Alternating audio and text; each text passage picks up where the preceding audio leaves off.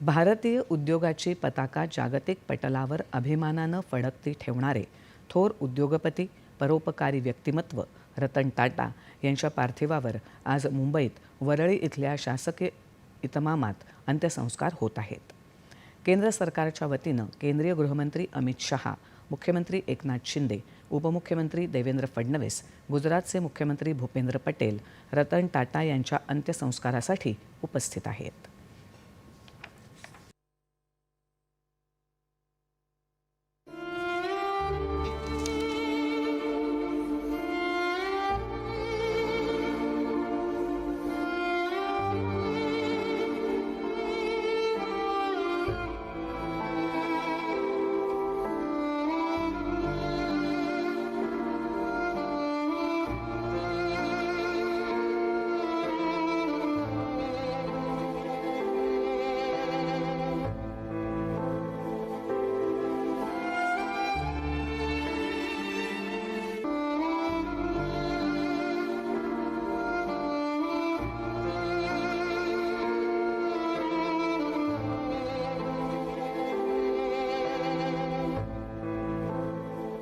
दर्शन के लिए रतन टाटा के लिए वो वहां पर खड़े थे और इसलिए मैं देखा कि सुबह से तकरीबन 10 बजे से लेकर अब तक शाम के 3:30 बजे तक जो है लगातार लोगों का एक बड़ा हुजूम जो है एनसीपीए में हमने देखा।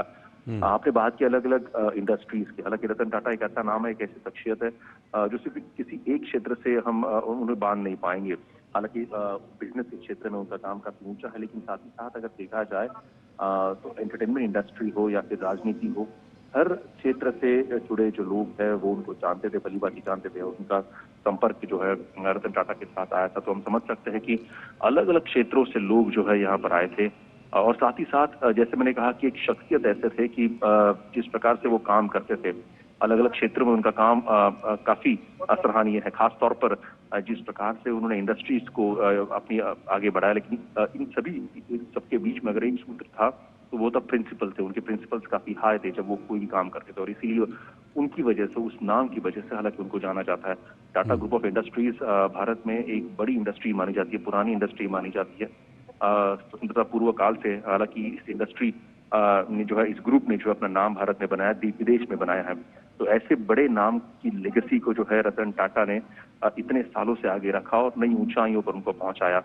और इसीलिए चाहे फिर हम बात करें नमक से लेकर एयरलाइंस तक, हर बिजनेस में टाटा ने जो है अपनी अमिट छाप छोड़ी है। और साथ ही साथ सिर्फ छाप नहीं छोड़ी, बल्कि उसको नई ऊंचाई पर ले जाने का काम रतन टाटा ने किया है।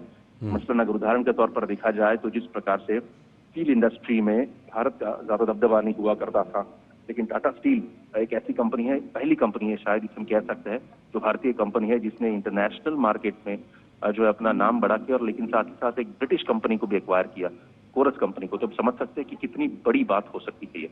दूसरी महत्वपूर्ण बात, जिस प्रकार से इंडस्ट्री की हम बात करते हैं, टाटा मोटर्स एक बड़ा नाम है भारतीय मोटर इंडस्ट्री में, ऑटोमोबाइल सेक्टर्स में। यहाँ पर भी अगर देखा जाए तो रतन टाटा ने जो है, एक वक्त ऐसा भी आया था कि टाटा मोटर्स को बेचने का भी जो है प्रस्ताव रतन टाटा के सामने था कंपनी के जरिए।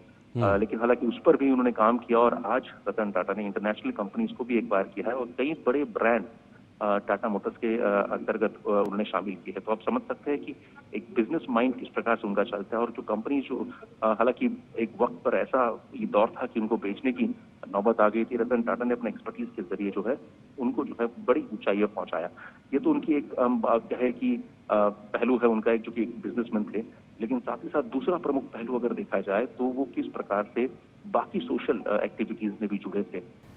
खास तौर पर हालांकि उनका पिछले कुछ दिनों से अगर लगाव देखें, खास तौर पर युवाओं के साथ उनका संवाद, और इसीलिए आमतौर पर पिछले कुछ दिनों में हम देखे थे कि चाहे वो स्टार्टअप की बात करते हैं तो किस प्रकार से रतन टाटा जो युवा, त्याआधी सकाळी 10 वाजल्यापासून संध्याकाळी 4 वाजेपर्यंत मुंबईतल्या एनसीपीए केंद्रात रतन टाटा यांचं पार्थिव अंतिम दर्शनासाठी ठेवलं होतं.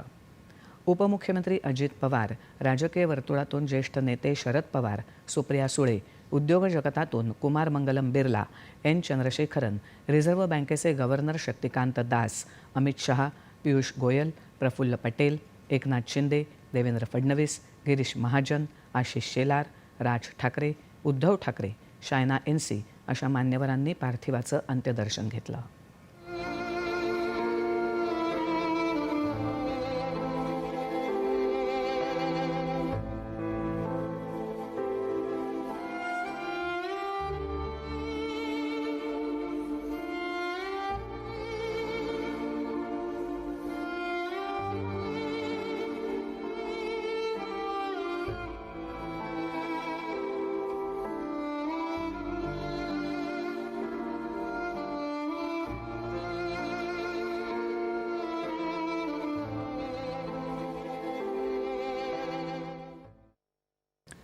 रतन टाटा यांचं काल रात्री निधन झालं.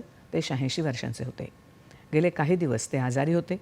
मुंबईतल्या ब्रीच कँडी रुग्णालयात त्यांच्यावर उपचार सुरू होते. रतन टाटा यांच्या सन्मानार्थ राज्यात आज 1 दिवसाचा दुखवटा पाळला जात आहे. राज्यातल्या शासकीय कार्यालयांवरच्या राष्ट्रध्वज या काळात अर्ध्यावर उतरवण्यात आला असून आज मनोरंजन आणि करमणुकीचे कार्यक्रम होणार नाहीत. झारखंडमध्येही 1 दिवसाचा दुखवटा पाळला जात आहे.